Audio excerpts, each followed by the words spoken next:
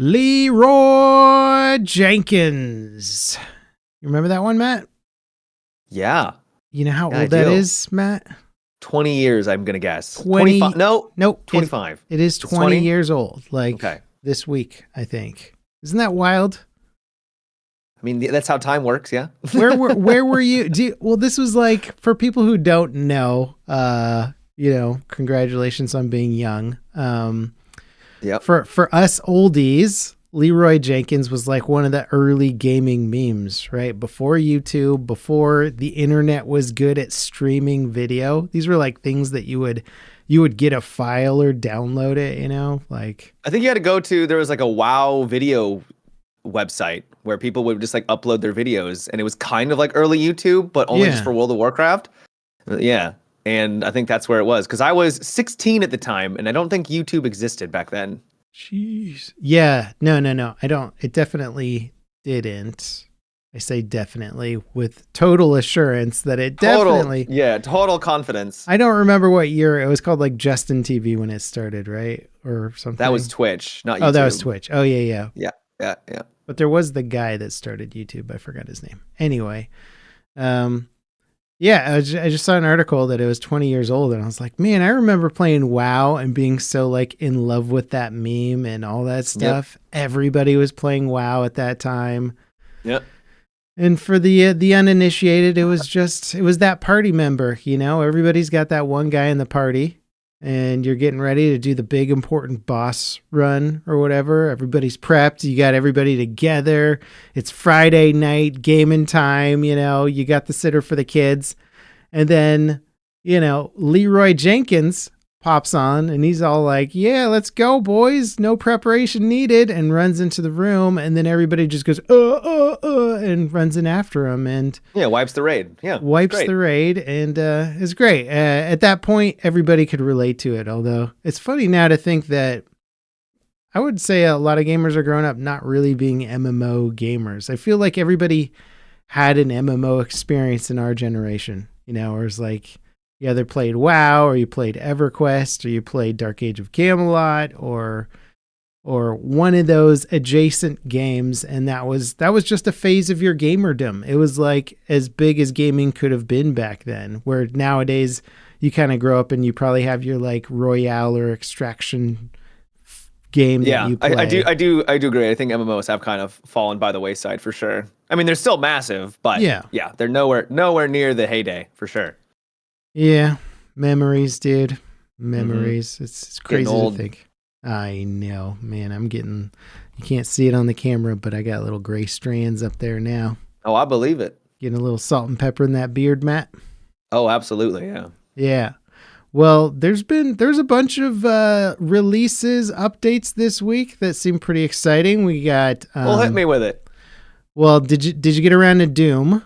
The Dark Ages. I did. I played about 6 hours of it so far. Yeah, we have Doom and Dune, Doom and Dune. Doom and Dune.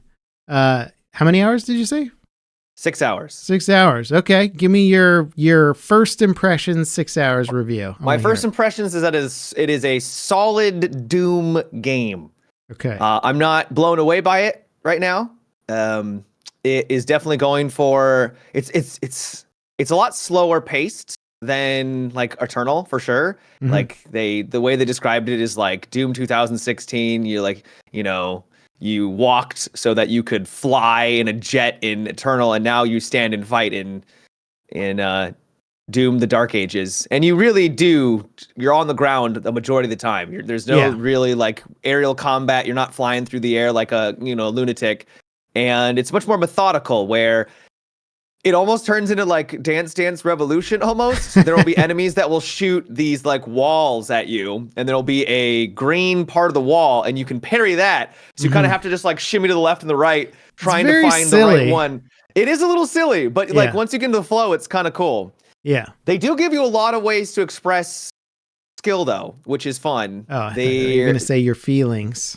And your feelings, yeah. I mean, Doom guy, he's a very emotional individual. As long as your feelings are anger, they give you plenty of ways to express your feelings. Yeah. Yeah, he really likes anger.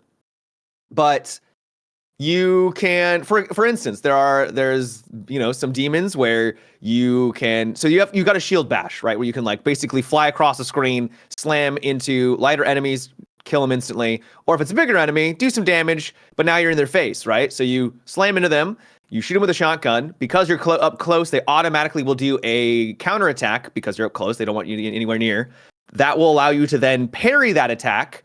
So you'll like do damage and stun them. Then you'll shotgun blast them again. Then you'll throw your shield at them, which will then stun them, and then you finish them off once again with the shotgun blast. So it's like once you kind of get into the rhythm, there's a lot like you're kind of just hitting a whole bunch of like timing attacks and stuff. Yeah, and it can be you can kind of get into a nice little flow, which is nice. It feels good when you're able to pull it off. That certainly is a departure from previous Doom games for the most part, other than like say a finishing move type thing where you would get your health and ammo back or whatever.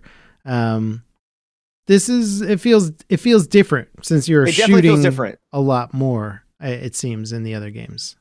Is there as many shotguns and beam rifles and rocket launchers? The way that they're doing it is you share ammo with your weapons, where kind of. So you'll get a weapon, and then you'll find the alternate version of this weapon, and it's like, for instance, there's basically like an assault rifle, right? Mm-hmm. And then you get a DMR version of it, and so you can decide it's on your 2 key, or I don't know what it would be the equivalent on console. Yeah, and so you will, if you're going through that ammo, then you're also going through the ammo for the DMR version of it. So you kind of have to pick and choose, and you just hit 2 again to swap to the other version. So it's a little bit more manageable in the sense that you don't have like 8 keys that you have to like, Sure. Right. So that's the kind of classic nice. Doom 1 through 9 or whatever. Yeah. Right. Because like there's no shot you're gonna hit 9 as you're like flying through the air like a maniac. It always gets obnoxious where you're like, well, I guess I won't use that gun. Yeah. It's too far. So the combat's fun when you're on the ground. They have some really cool cinematic moments where you get into like mechs and you flying around on a dragon, which is super dope in the cutscene. Not so dope when you're actually flying them. Very like on rails, to the point where you literally have like an assault mode, and the assault mode will like lock onto the target that you're going to, and then you dodge left and right, up and down in the dragon, and dodging powers up your weapon. So it feels like it's very strange. Yeah. It's very, very basic. And it's fine. It does the job. But rails haven't really been part of the new Doom games, or really any Doom games that I can think of for the most part. Like they're all, you're in the moment. You're the one controlling how you're flying around and bouncing off of stuff and shooting. And so it does, from what I've seen, and I haven't played it yet, it does look a little bit more like big studio take on Doom, in that they're kind of throwing in some, like when you talk about DDR and the little areas that you have to dodge, it seems like they're just throwing in kind of ideas that look like an executive might have been like, hey, you know what we should maybe have? Yeah. I don't want to jump to conclusions just yet, but I don't know. I don't know, because I think Hugo is the guy who's like he's been like one of the lead developers on it for all the recent Dune games, and he's done a really great job. And I actually respect the fact that they are trying new things every single time. They could have just done the easy route and just been like, it's new Doom. Slightly different setting it's same true. thing, you run the risk of becoming like an Assassin's Creed title where you're like, it's all you get all your stuff, or what have you. Whatever. You're gonna get the exact same thing each time. So that's a fair point. So I do respect them for trying, and it's still fun. It is, but getting back to like the when you're in a Titan, the giant mech, whatever they're called, you have melee combat, and the melee combat is literally left click until you build up a bar, and then right click to finish, basically do like a finishing move, and then dodge. That's really basic. How much of the game is mech combat? So in that 6 hours, there was one mech mission, and then there was one dragon mission. So I'm assuming they're going to add more, right? I'm sure there's going to be some like more segments that will require you, because you also get a weapon in the mech, like a gun. So there's that too. But yeah, it has not been the majority of the game by any Gotcha. stretch. It's Okay. been just kind of like cool set pieces, right? To like make you feel like a badass. I've read, I haven't played it myself. I've just read a few reviews on it, and it seems to kind of echo what you're saying, which is like competent game. Don't like the mech stuff, and like, but people aren't like over the moon excited about it, and maybe that's hard to do with with just doing another Doom game, because the first one was so exciting because it was new and it was like It was revitalizing the franchise. Yeah, and it had an epic soundtrack, and everybody was like, "Oh my god, this is cool! This is a great." The soundtrack in this is unfortunately not as good. It doesn't have. Bummer. Yeah. Bummer. It's good. Yeah. It's got good metal, but Yeah, it's not as iconic. Nowhere near where you're like, oh my god, what is happening right now with this music? Yeah. So they could not have bad. they could have got some of that Gregorian chanting in there because of the theme, because it's like Yeah. Dark Ages, right? Which they might have, Yeah, maybe. because I'm only 6 hours in. Okay. Are you gonna play the rest of it? I'd like to play more of it. Yeah, I'll probably play more of it tonight. But there's other games. Freaking Helldivers 2 just came out with like a big update, and was like, "Excuse me."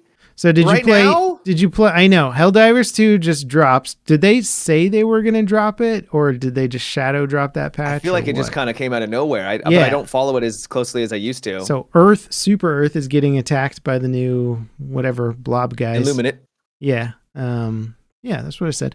And yeah, it looks cool. And I haven't seen anything on it yet because they just dropped it. And I was like, oh, okay. Yeah, the original fleet was just like a vanguard, a scouting party, and now this is their main force. So essentially it was like, hey, we can, bring you content that you've been requesting, but now fully deliver on the full faction, right? So it's more fleshed out. Yeah, I have a feeling it's kind of, isn't it funny how like these things can shadow drop? Because I would say Doom and Helldivers fall into a similar vein of interest where people are like, well, for me at least, yeah.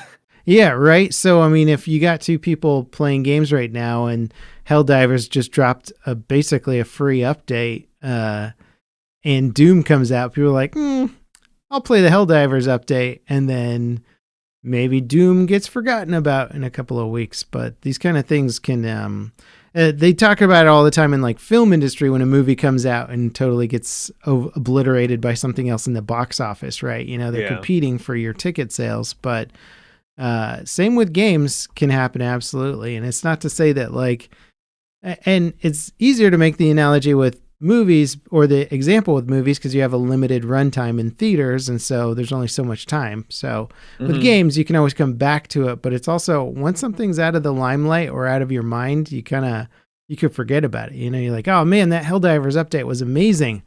I feel like I was excited about something else too, but I can't remember anymore. All right, let's play the new Hello Kitty Island adventure. There you go. Yeah.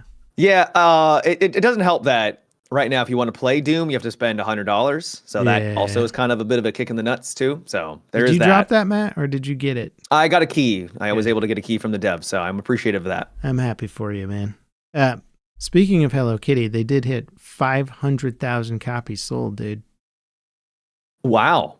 Good for them. Yeah. Congratulations. Did you play the latest one? I have not played the latest one. I know I joke about it, but no, I have not played Hello Kitty before. I just find it amusing that we used to make fun of it because it was like a South Park joke forever, and I always thought it was hilarious. And then they made the actual game, and the game is a huge hit, and it sold like 500,000 copies since January. And you're like, okay. Not bad. It's not bad.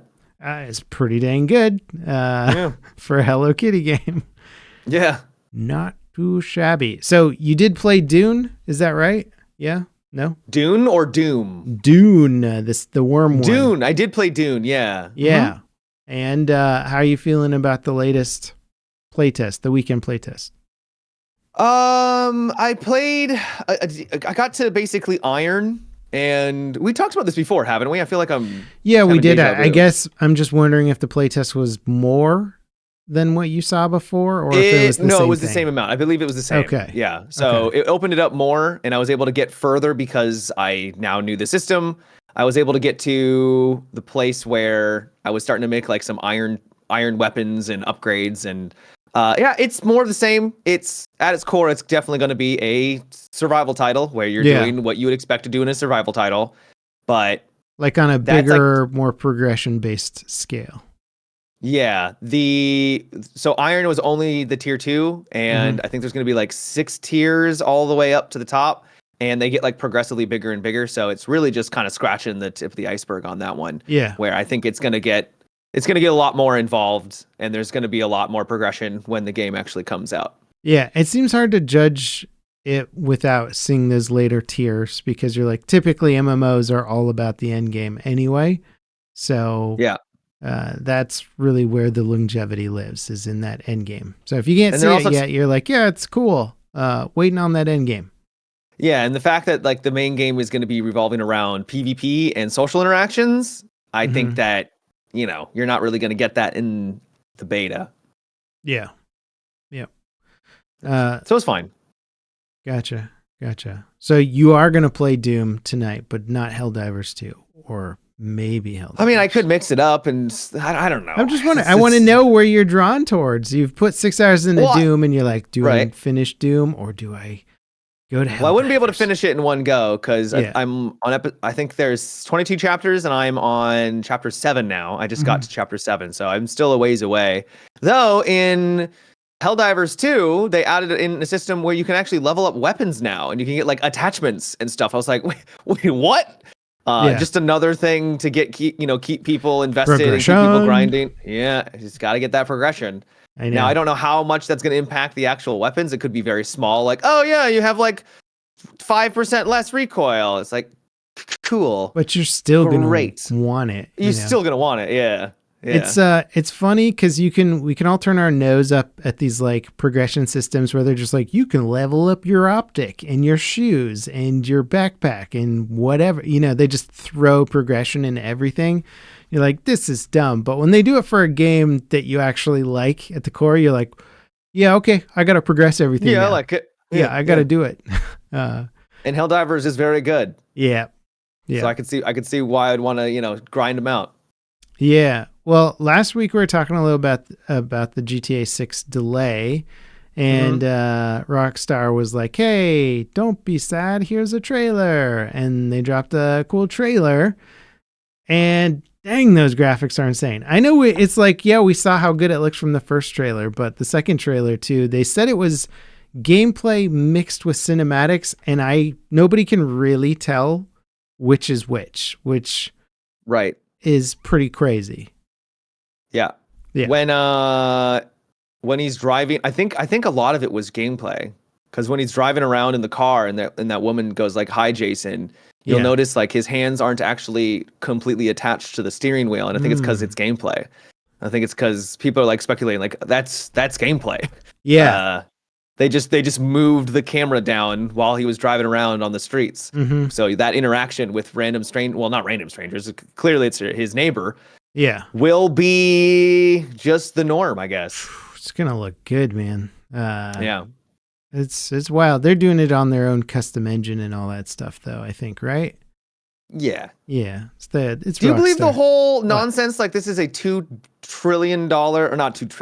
billion game? I mean, it could easily be.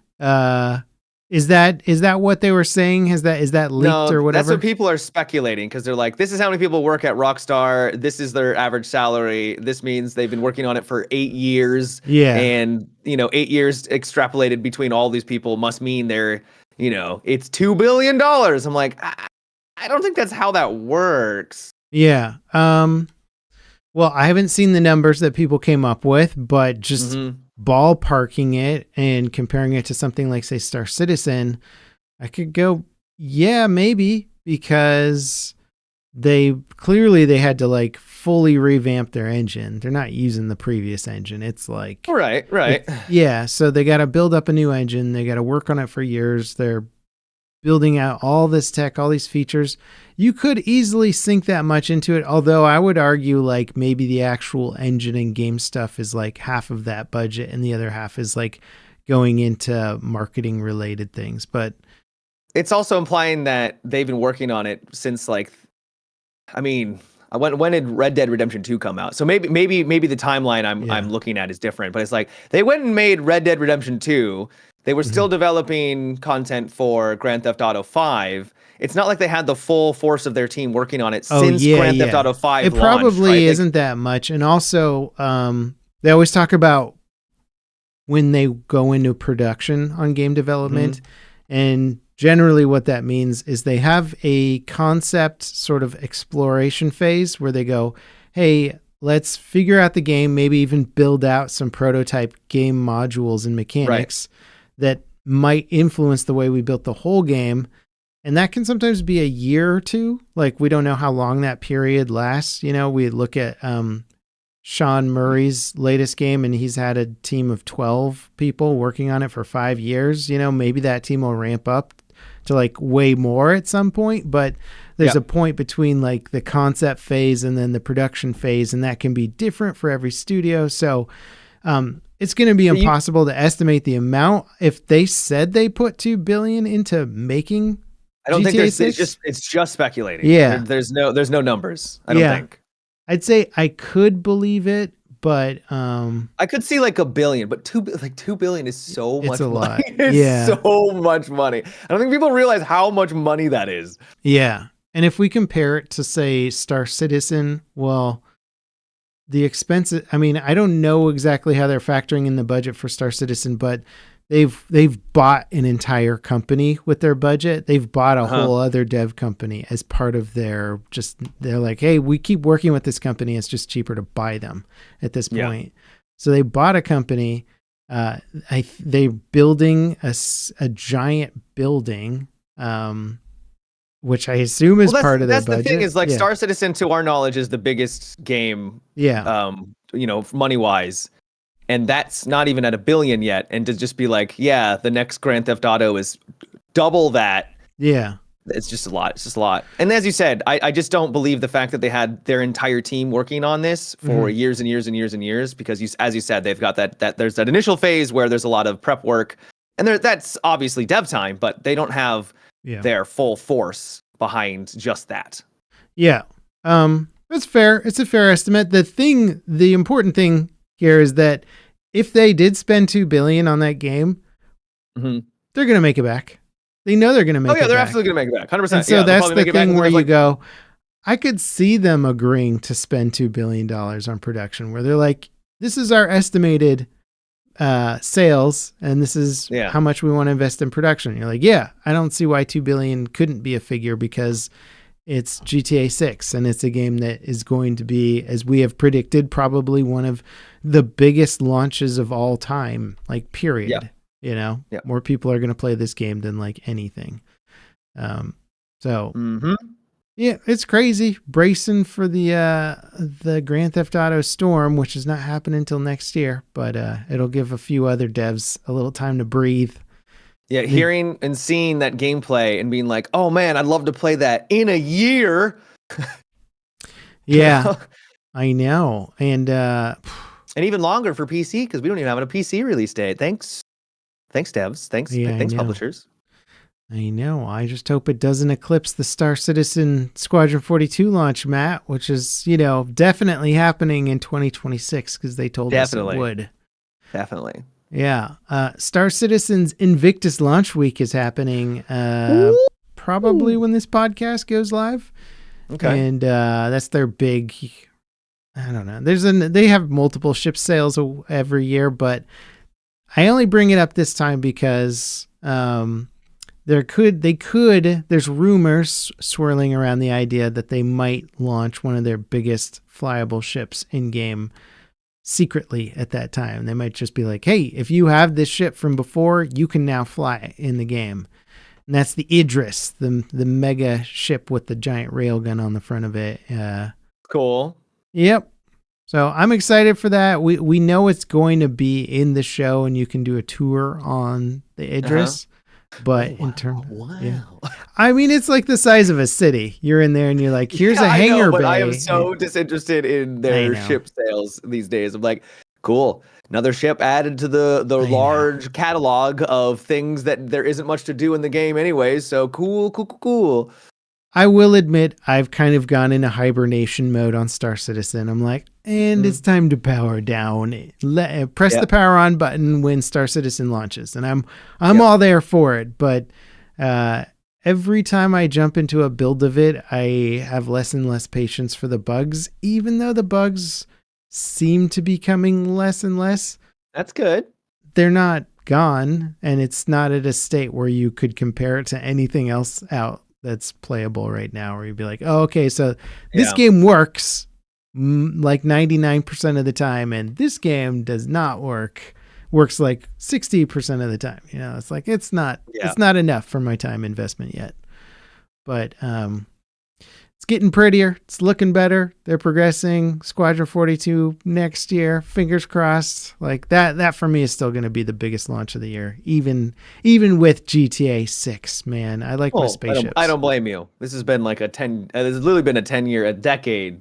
More than in the that. making. Yeah, more than that. 2012, I think, when they kickstarted it. So ridiculous. Yeah. It totally is ridiculous. You know what also is ridiculous is the so Nintendo has apparently been winning their lawsuit against Palworld. Oh yeah, I heard. Palworld's had to remove their little capture spheres from the game. Apparently it's been more than that. It's been like a bunch of stuff. Yeah, there's a couple of things. And Nintendo's just like, they just don't care, I guess, about like how they're perceived. Like maybe they know like that they're for sure. I know. Maybe it's because they know that they're like their biggest demographic are like kids that don't read the news or something. And so they don't care. Who knows? I don't really know. They're kind of entering an interesting time with a challenging market, a new console release. They're slapping Palworld around for kind of copying some Pokemon stuff. And their new Nintendo, have you seen that the side controller can become a mouse? They showed. Yeah, I saw that. It looked kind of cool. Yeah, kind of neat. Well, the only thing I can think of actually wanting that for is to play an RTS game on a console, which has always been the forbidden fruit for console. It's like every now and then an RTS dev is like, we'll port to console. And then people are like, it's horrible to try and play an RTS on a controller. It's literally my least favorite thing to do. And then their sales suck and everybody says the game sucks. And then nobody tries it again. And so of course not. Yeah. It's console gamers. It's so console gamers don't have a good RTS experience, and the RTS market is still alive. It's not a mega market, but it's still a good genre that I like to play. I know you like to play a good top-down strategy game from time to time. And I dabble. You dabble. And so it could set up Switch to become one of the first kind of widely accessible consoles that can do RTS games without having to back off on some of their features, you know? Yeah. I think it's interesting. Pretty cool. Yeah. I mean, they showed off, God, what was it? I think it was Civilization, right? The new Civilization. Yeah. And that's not a real-time strategy, but man, would it benefit from having a mouse instead of having to move slowly with the stick to get to like every little, because you're moving around that cursor a lot in that game. Yeah. I mean, Civ's only not an RTS because it's turn-based, but otherwise it's an RTS in every other sense. You're still dragging around and clicking on things and everywhere and doing stuff. So all the inputs and mechanics are pretty much the same. Just not as time sensitive, I guess, but it still sucks dragging around and clicking stuff with a controller, like regardless of whether it's time sensitive or not. So I thought that was interesting. I think it'll be big. I think that'll be a cool feature. We'll see how many developers will actually take advantage of it, but I think it'll be nice. Well, it's hard, right? Because you have a gaming audience that's not expecting RTSs. So you're like, are we pioneering and trying to build that audience, or are we dropping a game into a thirsty audience that's like, finally an RTS, and the first people to put an RTS out there are going to get tons of sales? Like, that'll be interesting. And it's not even just for RTS games too. It could be for, I mean, are they going to allow it for shooters too? Like, if you're like, I want to have the precision of a mouse instead, or how precise will it be? Also, Nintendo's weird about that stuff sometimes, where like if they have a controller feature, they'll like require developers to take advantage of it sometimes. Well, they're like, it has to have motion control support or whatever. So if they have mouse controls, will they require developers to integrate mouse functionality or not? Right. I mean, obviously you can't make that a ground rule because some games just are never going to be designed for mouse, but yeah. Right. I don't know. I think it's interesting and it's definitely different, and I'll give them a little bit of credit, even though they're being bad guys right now for still trying to innovate with the Switch 2. Do you know exactly what they've been hammering on Palworld? Because I know it's something to do with the ball. Like you can't throw a ball and capture stuff. Yeah. Which I get. What are they going to replace it with, like a diamond cube thing? Like, it doesn't matter. Who cares? Yeah. Also, can it be like a hexagonal octahedron, whatever they're called, like... Is this just a change of like somebody just remodeling it really quickly to be like a slightly less spherical? Also, this isn't the first game that has done a Pokemon, rip off. Because let's be honest, Palworld is definitely ripping it off in some ways. But it's like, they're real because Palworld was so successful. They're like, we have to do something. Yeah, doesn't seem to be slowing them down though. They're coming out with new updates and everything. So. They are. Yeah. Good for them. Yeah, the other thing was like flying around or gliding around on your pals or something like that.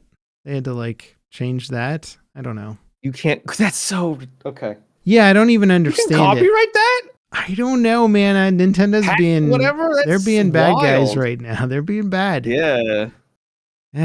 Nintendo and Apple, man, like two of the most aggressive patent companies, or copyright infringement, blah blah blah. You're just like, hey man, can you even own that? Like, is that even legal? I don't think you even invented that in the first place. It is now. Yeah. Oh man. Ungaming related, but I thought this was really cool because it's very tech centric. Philips, I don't know if they're the very first company to do this, but they're one of the first big companies that I'm hearing about doing this. They're screwdriver company? The Philips screwdriver.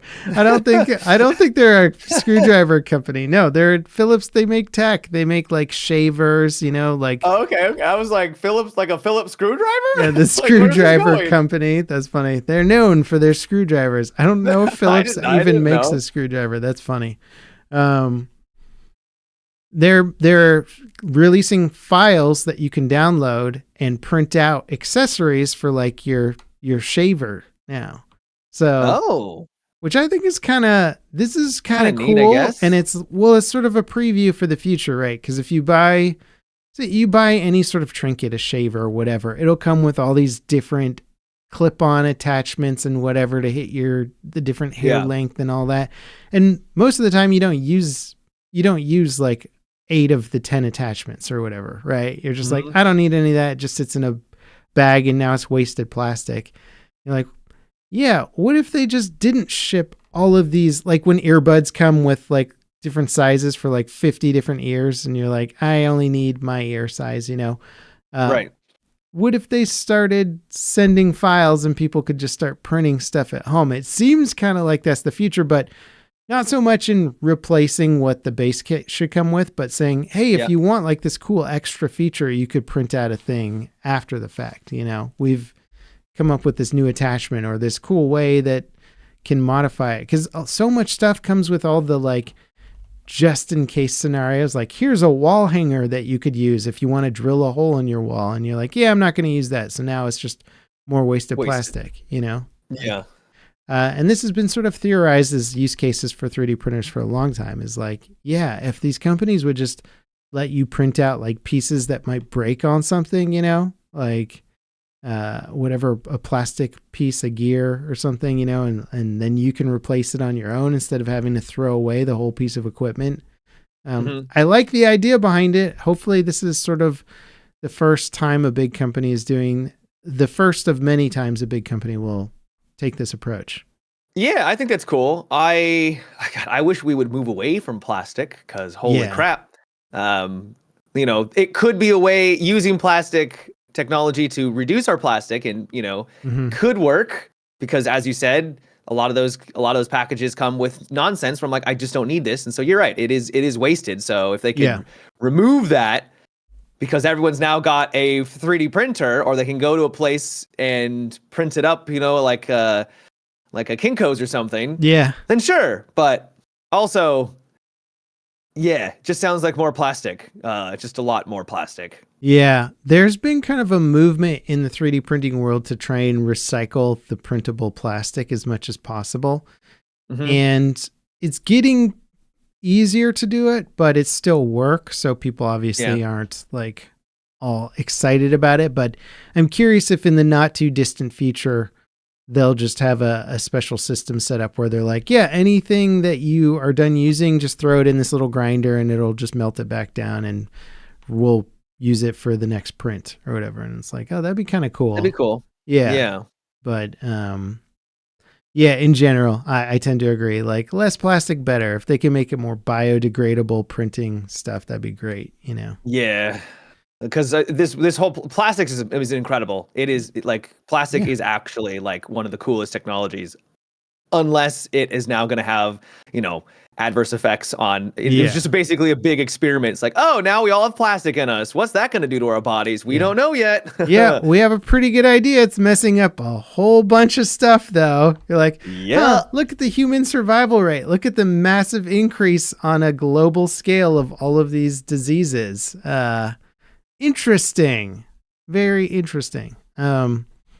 So plastic, bit of a problem. It's not going to stop without some sort of regulation. Yeah. Remember how like the big deal was like over here, they're like, we're using paper bags at the grocery store instead of plastic now. And you're like, I mean, it helps. It does. Sure. Yeah. But you're like, okay.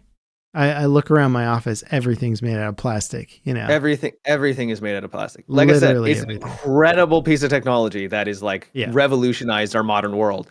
But we use so much of it. It's insane. Yeah, it is. It's out of control. And who knows, maybe one day they'll regulate it so that the plastics they use for production all have safer chemicals and biodegradable and whatever they need to be. But be nice. Yeah, in the meantime, I'm going to go buy some cool computer peripherals now that are all made out of plastic. Actually, I was thinking about that the other day. I just bought a new mouse and, I like nice mice. Like I'm using a mouse all the time. So I'll spend like $100 on a mouse or something, 120. Yep. And then they'll break on me because I use them all the time and mouse clickers go out and it just bothers me. Way faster than you would like. Yeah. It just bothers me that you're like, okay, so every other piece of equipment in this device is fine, but the clicker Except goes for the out. Clicker. Yep. You're like, so, and I was trying to find some iFixit kits or something. I was like, if there's a cool iFixit, they need to start doing that, man. I know it's not in the best interest of the company to like planned obsolescence. Yeah. It's great, isn't it? I know. Well, with this, when we found out about the cell phone thing where they're like throttling performance to extend the longevity of your battery or whatever, and then you're just like, oh, okay, so like these are designed to just become obsolete because you don't want me to replace the battery and get all my performance back and stuff. Super cool stuff. Hopefully there'll be some changes with that down the road. But iFixit is great. I have like 3 mice that they're usable. Yeah. But there's something about them that has gone bad. Maybe the side mouse button is now, like triple clicking. I have one where I try to like back on while I'm browsing the internet and it goes back 3 pages. I'm like, that's annoying. Yeah. And I dealt with that for months, but it was like, I can't do this anymore. And you're like, this is $120 mouse. How many of these do I have to go through? Like I'll go through one a year almost, it feels. Wow. I've had ones that didn't even make it that long. And then I'm like, okay, man, like it's an expensive piece of tech, wireless, great, like latency technology, all this stuff. And the clicker, like, come on, man, give me a kit of little clickers that I can pop off the thing and replace, easy fix. We don't have to waste all this cool tech. But then I'd be using a 8-year-old mouse and then they don't want that. Razer and Logitech got to get their sales, man. Infinite growth, baby. Yeah. Have you seen any of the latest Battlefield leaks? Battlefield 6. I have not. No, I don't really seek it out too much, but I'm all ears. It's looking more polished. There's a new level they're showing off.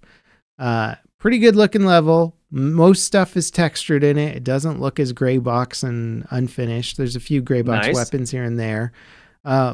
Destruction looking really good. Before we saw the like facade come down, and that was it felt a little set piecey, so it was hard to like figure out how much destruction is going to play a role in gameplay. But this time around, there's like a much smaller building getting absolutely obliterated, like piece by piece, and you're like, oh, okay, so they're like bringing in destruction, like it's for everything. So looked really good. One thing that, as a Battlefield nerd, probably interested me more than other people was this end of round screen that gives you like this really detailed data breakdown of like where tickets are lost during the course of a match. And it would be like sector 1, like you guys lost crap loads of tickets, but sector 2, you really stepped it up and like did all this stuff. And I'm like, that's neat. Yeah, I'm like, that's kind of neat. You think they could educate the Battlefield gamer to like play better as a whole? Yeah, like maybe. Showing data, that'd be kind of cool. Yeah. Because, I mean, that is a problem in Battlefield games where you're just like, if the team just worked together and like push the objective, we'd get it. And then they're all like, you know, chasing butterflies in a field somewhere. And by butterflies, mean they're KD. Yeah, they're KD, or they just want some guys like, check out this sick jump, yo. And then like the whole squad dies. And you're like, all right. Yeah, but at the same time, that's also kind of the fun part about Battlefield, is that it's more of a sandbox, right? I don't want people to be like, I have to just play the objective 24/7. Because everybody's on their own adventure in Battlefield is what I find, where you're like, you might be on an adventure of like, man, I really want to like win this round, or like I need to complete a daily, which means winning a game on Conquest or whatever. And then your squad mate's like, my mission is to get like 50 kills with a rocket launcher, or to get 20 road kills. And then you're like, hey man, like, let's not push onto the objective and try and road kill somebody and get everybody killed. And he's like, well, that's my mission. And you're like, okay. So yeah, that happens a lot in Battlefield, but you're right. It is part of the fun too, where you're just like, what's this guy doing, man? Oh, we're all dead. I would prefer everyone tries to play the objective, but it is a goofy game, a goofy franchise at its core too. It's true. It's funny because it tries for the like milsim hardcore angle, and you're like, and it succeeds sometimes. Yeah. But it's just got such a foundation in them trying to push physics and realism before it was ready, and everybody breaking it and making lots of goofy mechanics, and you're like, yeah.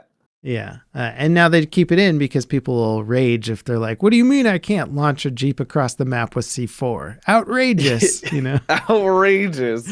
Or launch a tank in the air and snipe a jet. That was still incredible. I still can't believe they pulled that off. I know, those crazy ones. I love those. I don't like it when they pretend like it's just happening, you know, when it's all super orchestrated, and then they're like, oh what? This guy in a tank just shot me out of the air. And you're like, no. That's the internet in a nutshell, where I'm like, just let people know it's fake. Like, don't try to hide it with like CTV footage, you know? Yeah. Like, just no.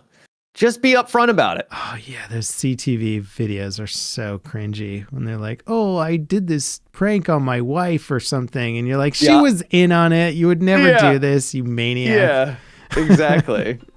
That's a great way to ruin a friendship and or a marriage. Yeah, 100%. I'm like, okay, and so you were married after you pulled this prank? Because yeah. Anything else for Battlefield? Just cool destruction. It's just looking better, man. It's just it's subtle changes, like, and that's kind of what I want. Like lots of little heads up display stuff. It's now got like a squad wiped notification if you wipe a squad, which I think is weird because in a game of Conquest, anyone in theory can revive a squad. So why does it matter if you get the squad wiped notification? Because they can't spawn on them.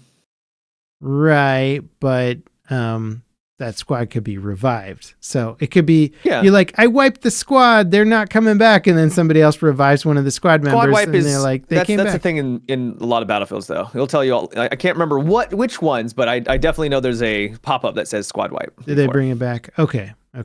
Yeah, so this is a returning feature. Yeah, there's a bunch of other UI stuff. There's artillery strikes and showing off the UI on that. It warns you if an artillery's coming in and that kind of thing. But it's all just subtle little things that all look good and things that I was like, yeah, a thumbs up for this.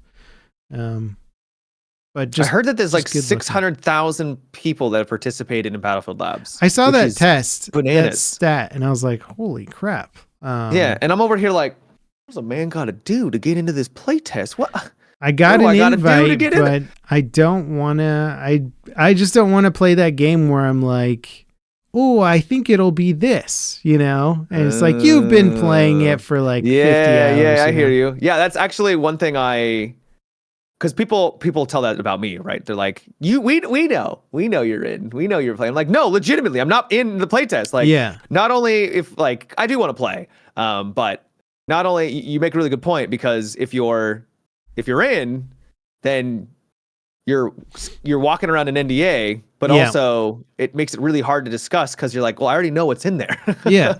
You can't be like, I wish there was this, or I'm hopeful that when it's in there. It's a problem. As a content creator, a huge amount of your content has to be built around speculation around an upcoming game launch. If like Battlefield, be like, oh, what does this mean? Here's the new trailer. I bet this is going to mean that. And if you've already played the game before, then you're essentially lying to your audience. And it's being disingenuous. Yeah, and I don't like it. And I don't want to have to put myself in a position like that. So it's fair. Yeah, I mean, unless there's some super cool thing going on, like I gotta absolutely play that, But yeah, I prefer not to. I would just prefer that nobody can make content and is getting invited to these things simultaneously, because it just puts us in a weird situation. But I get why they have NDAs for this though, because it's clearly in an early state. Yep. Yeah.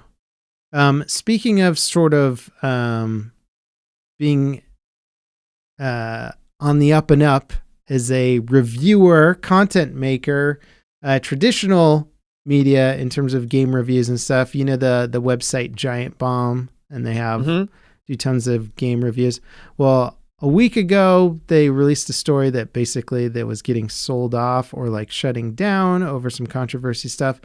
And then they announced that they're actually sold the company to the members of the company. So now it's an employee-owned company, and they can get all that big corporate media stuff out of there, hopefully. Well, or at least control it to an extent where it seems like it's going to be better for reporting legitimate news and not just covering whatever the big bucks are paying you to cover and speak good on it, which is what most game media, for the sake of infinite growth. Yeah. And unfortunately, that's what most media has gone toward.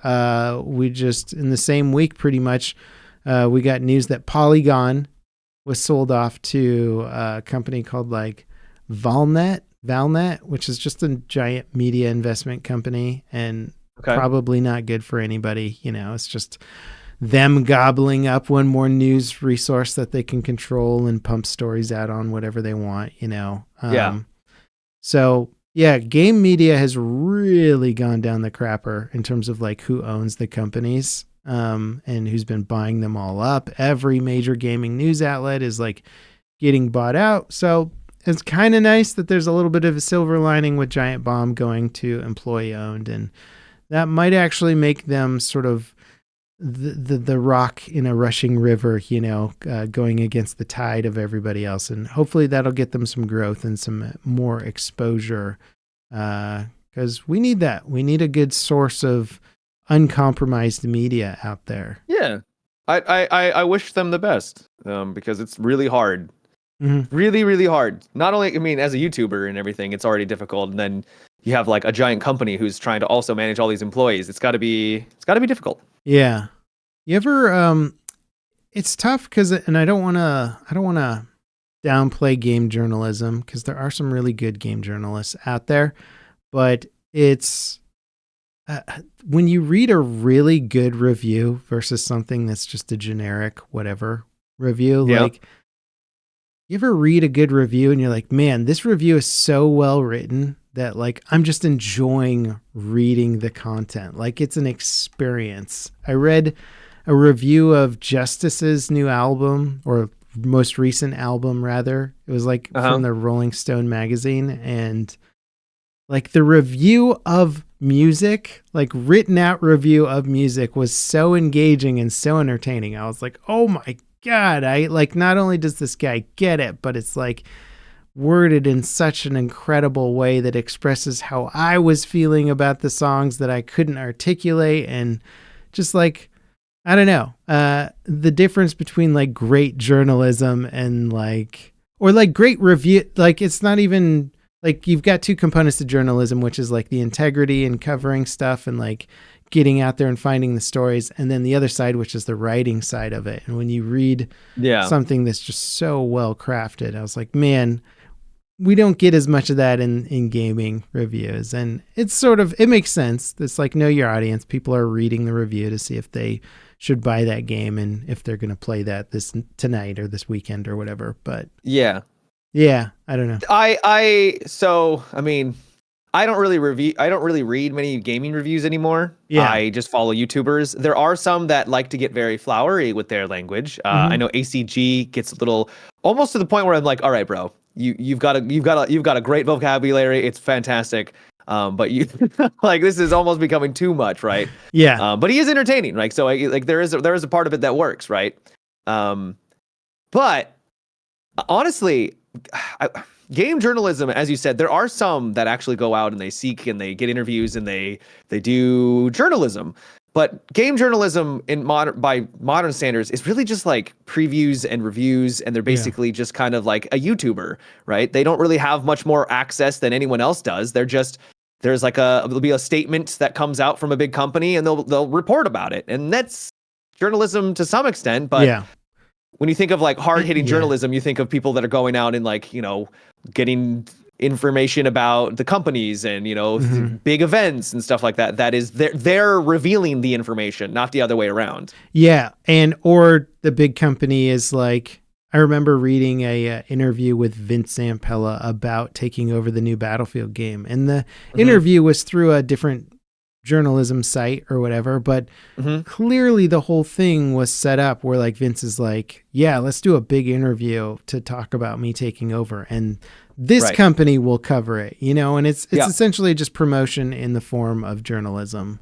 They're doing which it isn't bad. It's just not. Yeah. I liked getting the information, but it's not, they're not going to publish stuff that like they didn't want to get published, Right. If Vince isn't going to say something where he's like, yeah, I was really skeptical about this transition, but then EA dropped tons of money. And I was like, all right, like that's not going to be the interview, Yeah. Which, he wouldn't say anyway, but also, you're just not going to get anything real out of it where they're like actually talking about, the wins and losses of game development, which is interesting to read about, but these companies just want to put on a good face all the time and it makes them super fake.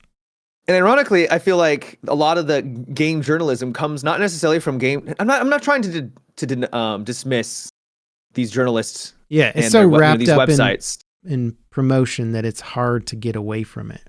Right, like because I don't think what they're doing is bad. It's just a lot of the hard hitting stuff I find from like actual YouTubers, right? Like like it's so open now to anyone who wants to get involved, and you've got actually YouTubers who will actually do the kind of investigative work that you'd expect normal journalists to get involved with. But no, it's just a group of YouTubers, right? Yeah. It's and then what I don't like about it, unfortunately, is that because of like the algorithm, everything has to become sensationalized. Yeah. And so if a game like, say, this Doom game comes out, I don't know what to think about it based on the reviews, because the reviews are trying to sensationalize something that might not really be that sensational. So they're trying to say it's either like these features that we don't like are like so bad, and then you're like, can it just be like an interesting, competent game? But that's not a headline, you know? So there was that IGN review where he starts it by saying something along the lines of like, it's like mediocre. And he's just like, it's bland. Mm-hmm. And then throughout the review, he talks about all these features, and it seems like he's kind of enjoying it. Like he's kind of praising the features. I'm like, so did you like it or did you not like it? And then by the end, he says you could spend a weekend something along the lines of he had a good time and there's better way. It's not the worst way you could spend a weekend. That was the phrase he used. And it's like, oh, okay, so it's actually not bad, right? But the headline and the way he started the review was very different from like the rest of the content, where he wasn't just annihilating it, the entire time. Yeah, I've seen plenty of YouTube videos too, reviewing games where the title of the video and even the introduction to the video is very like hyperbolic and designed to get you to be like, oh my God, this really must be a terrible game. And then the review is like they're fairly honest and they're like, yeah, actually pretty good, pretty decent, all this stuff. And then you're like, yeah, but you like did the intro before you wrote the review or something. Like you're trying to find a way to get people in, and now it just feels weird. It's one of the reasons why I stopped making YouTube content is I got really tired of the whole algorithm game. Yeah. It's so demoralizing when you put a lot of effort into something but the title sucks or it doesn't resonate or it's not sensationalized and it doesn't do as well. And you're like, God damn it. Well, I mean, not to get too meta here and start being the YouTubers talking about YouTuber algorithm stuff, but really the thing that changed so much of YouTube for me was around the time that TikTok came out and started blowing up, and YouTube made a big conscious choice to move away from their subscriber platform and be like, we're going to move the subscriber notifications and the subscriber content like further away from your home screen and not show it to you as much, because now we're competing on a engagement time algorithm. We have to increase engagement time and remove content that people will watch, feel satisfied with, and then close the app. We don't want people to watch that. We instead want to give you the most clickbaity stuff. And so they went away from subscriber content. And what sucked about that is that the nice thing about having a big sub base on YouTube was that you could make a video that you knew wasn't going to be super clickbaity and following some big trend or whatever, but actually I could make a video and talk about something I found interesting. And I knew down to like almost a science that, I was going to give it 70% the views that I normally get if I talk about this nuanced subject matter that I think is really interesting. But having a subscriber base there to sort of be there for your content that's more nuanced and more interesting and not as clicky still let me make that kind of content and enjoy it. And now I feel like that kind of content it's not really, I can make it, but it's not viable. I'm going to make it at a loss. Basically, I'm making it for me and not for, basically something that can sustain me, and it sucks. I really don't like that the platform's moved away from that. And I can't. Wait, you're not making just exclusive content just for the love of the game level, Cap? I mean, I do make content that I like. I know. I'm giving you a hard. I'm just giving you a hard time. But the breadth of content that I could make before, because it was more subscriber centric, has been reduced massively. Yeah, because it's really just about thumbnail and title nowadays. It's fascinating to watch, and I'm not going to name names, but it's fascinating to see how content creation happens, where you have someone who starts off relatively positive, they're talking about positive negatives of things, and then there you see this slow shift towards just negativity in the content, and you're like, oh, I wonder why. It's because it sells. It just makes the clicks are just so much higher because negativity just keeps that engagement up, right? Either people because they agree or because they disagree, right? So they're watching it regardless. Yep. Like this podcast, toxic. For example, is going to be called "I Can't Believe Matimio Agrees with the Palworld Nintendo Lawsuit." No. Matimio said what? Yeah. But yeah, it sucks. It sucks, and there's no solution to the algorithm other than like really complex regulation or something weird. Like I can't. You just have to play the game. Just got to play the game. And for the most part, it works. You know, I find content creators that I like, and I go, yeah, I like this guy's content. He seems on the up and up. And just use your best judgment. Agreed. Yeah, I've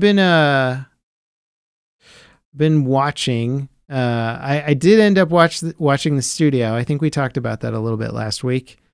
Okay. Which is What'd the you new think? Apple TV show. I liked it a lot, but I'm also, I don't know. I grew up in California. I've got my I grew up just being obsessed with filmmaking and movie makers and all that stuff. So I think the jokes are a bit more in my wheelhouse, maybe.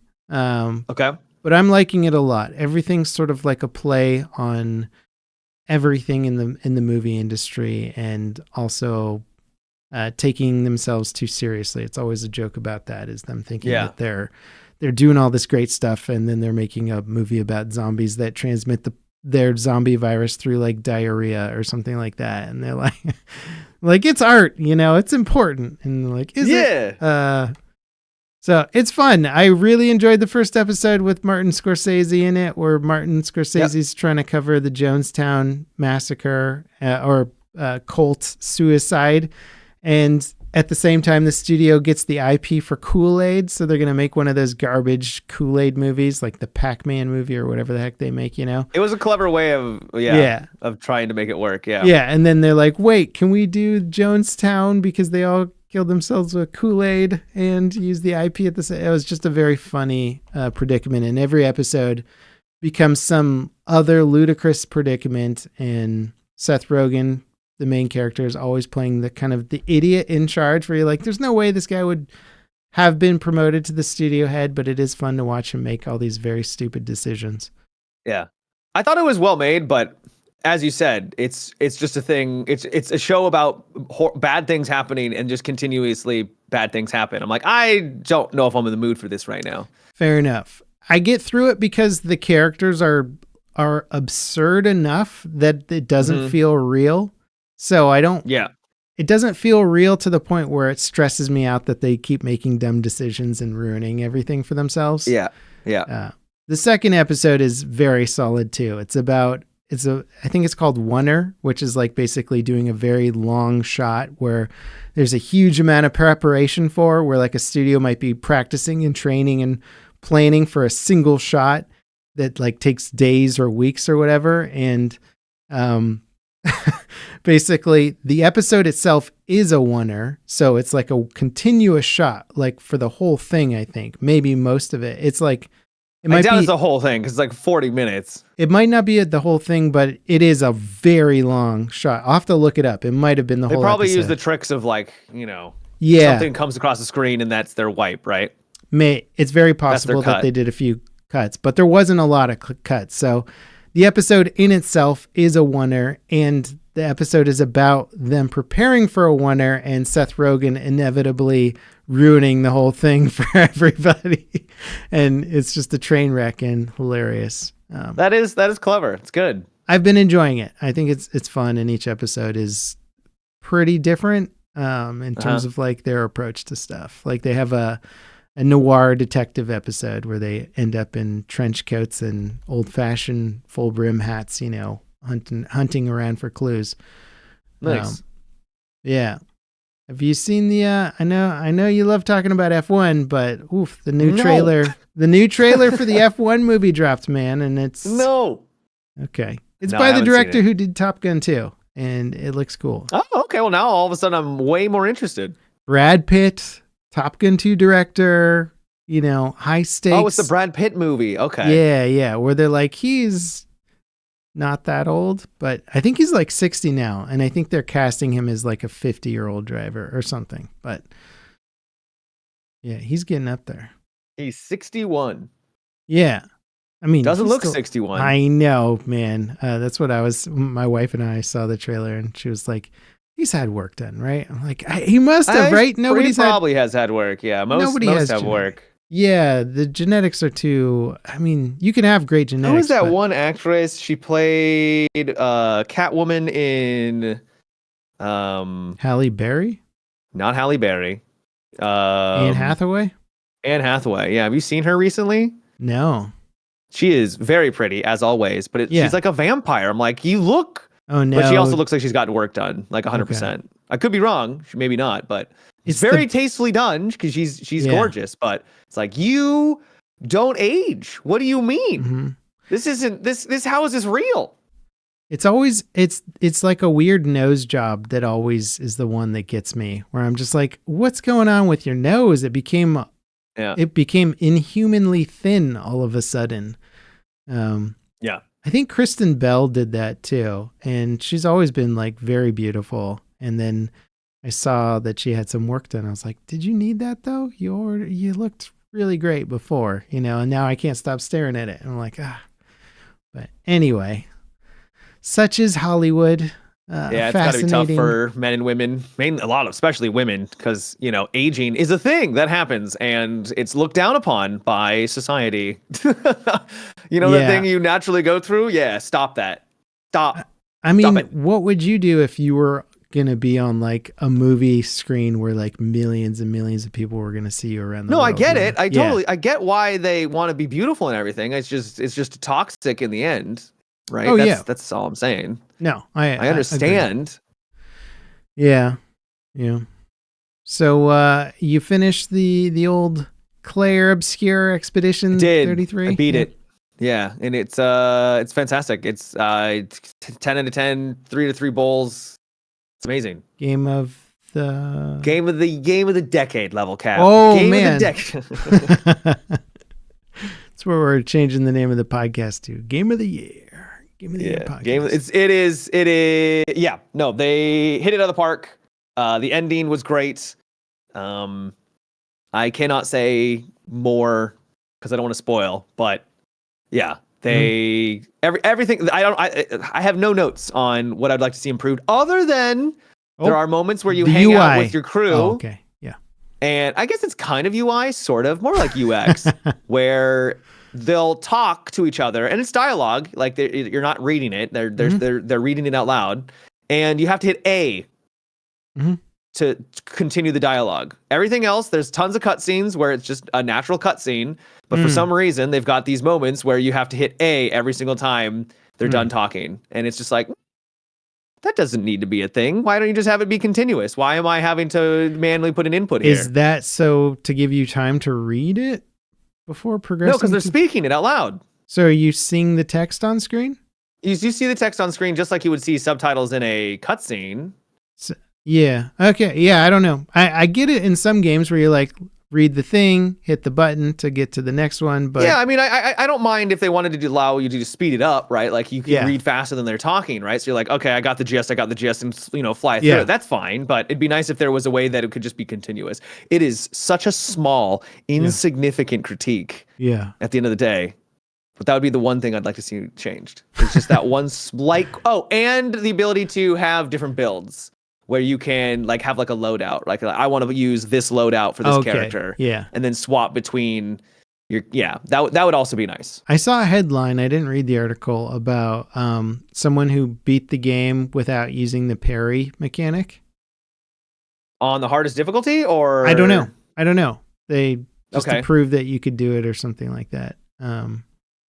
Are they parrying and dodging? Because like you can absolutely beat it without parrying. Okay, but dodging. I don't know enough. I didn't read the article, but yeah, I don't know what it's like on the easier difficulties. On the hardest difficulty, if you grinded the game significantly to the point where you got tons of HP and you could take a lot of hits, I could see you being able to beat these bosses without parrying. Yeah, but I don't know. Yeah, it'd be really challenging because there's bosses that will just one-shot you and there's nothing you can do about it. Like it's just, they will one-shot you. Yeah. Interesting. Okay. Yeah. I don't know. Now I want to find the article and dig into it. I highly recommend it to anyone who's interested in turn-based games. I recommend it to really anybody. Yeah. Like the story is phenomenal. The characters are all delightful. They feel like real characters. Any game that can make me feel and connect with something if it's any kind of emotion, like you've won me over, right? That's what I'm looking for in a story. Yeah. Is an emotion making me feel something, joy, rage, sadness. Games have got whatever. harder, man, because for me, and this is because I don't go for narrative games usually, because narrative games usually don't back it up with good gameplay. The narrative is the main draw, and you're just like, I'll just do generic gameplay in between. Why not just watch a movie at that point, right? Exactly. So I don't go for them, but I do enjoy a narrative game when it sucks me in with the gameplay first. Then I'm like, oh, this is fun to play. Then they hit me with the story. I'm like, this is a great story, and I'm enjoying the gameplay. But they, you got to do more work. It's harder to make. It seems like it's harder to make a great game than it is to make a great movie, and that, at least on that scale where you're doing a big AAA game, because you have to have good gameplay, good narrative, good writing, good acting, good graphics, all of that stuff. So it's like you just have to really nail all these categories, which is like not easy to do. Yeah. And they did it. I think they're going to get nominated for a lot of stuff at the Game Awards. I know you joke about it, but I do think they'll get nominated and maybe potentially win. Yeah. I only joke about you saying Game of the Year, but not the significance of Game of the Year. Yeah. Unless it's Astrobot. No, I don't know. I never I never I've played listed it. like 3 games total this year that I said is Game of the Year worthy. It's like 3, and you give me a hard time for that. I don't know. Maybe we'll look it up. People we'll in look. chat. We'll go through the archives. Yeah. Yeah. Well, cool. You watch anything? Read anything? I finished off Mistborn Era 2. I think I told you about that. Yeah, you did. I am working my way through Bosch Legacy, but other than that, no. Just kind of been chilling. Yep. Cool. Well, you yourself? Well, I told you what I was watching. Studio mostly. Been playing more pinball. Classic Teenage Mutant Ninja Turtles table's pretty solid. Nice. My kids are liking the theme song. Other than that, I watched Paddington in Peru. Solid movie. Paddington, that's the bear one? Yeah. Nice. They're adorable. They're like, I hear they're good. Yeah. Fantastic family films. Yeah. Peru was good. Antonio Banderas was in it. I haven't seen him in a while. Oh. Yeah, he's in it, not just like a voice actor. I haven't heard that name in a while. I know. I think he just made so much money. He can do whatever he wants, But yeah, he's fun. He's in it. They're always fun. The movies are great. The kids love them. And it's, fun in the Amazon jungle for the whole family. I recommend it. Yeah. All right. You want to wrap it up there, Matt? Yeah, sounds good. You got your advice for the people? Yeah. So just like most things in life, timing is important. And so that's when you see those green balls flying towards your face. Make sure you time your parries at the opportune moment. Yeah. It really is like every DDR. game I've been playing lately has some sort of parry mechanic. It's wild. Claire and now Doom and Dune also had a parry mechanic. Yeah. Every game's got parry now, Level Cap. It's important. Timing is important. I think we're going to look back on games by like the decade or like 5-year periods and be like, remember when all the games had parry mechanics and when all the games had this crappy color grading and when all the games had this and that and this. It's funny looking back at the different eras of games and seeing the trends. Yeah, because it's hard to know when you're in the trend, right? You're like, what trend are we in right now? We're in the crappy Royale trend or extraction trend or something like that. But there's more to it, It's fascinating to see how much the Souls franchise has influenced gaming, and it's permeated into all games now. It's wild. Yeah, I never would not that like Souls games are the only ones that parry, but yeah, you can see their influence in a lot of modern titles. Yeah. Well, maybe I'll check out DDR Doom at some point. Although I don't. It's a solid game so far. Games. I usually just like shooting rockets. The timing is so forgiving, and you can actually choose the scale too. You can make even it more then though that less. makes it less enjoyable because you're like, now I just have to do it instead of like jumping around and shooting stuff. well, then I guess maybe Doom isn't for you, and that's okay. Well, yeah, I'll watch some more footage on it and make up my mind. For everyone else, thank you guys so much for dropping by. We appreciate you. You can always support the podcast on Patreon, which is linked in the video description, and check out our live recording sessions that we generally do on Mondays, and then hang out for a post-podcast hang where we talk about Formula One, Matimia's Extreme Politics, all kinds of stuff. And throwing me the bus. Yeah, we got to throw it in there, Matt. Otherwise, thank you guys so much for dropping by. We appreciate y'all. We'll see you next time. Bye-bye. Take care.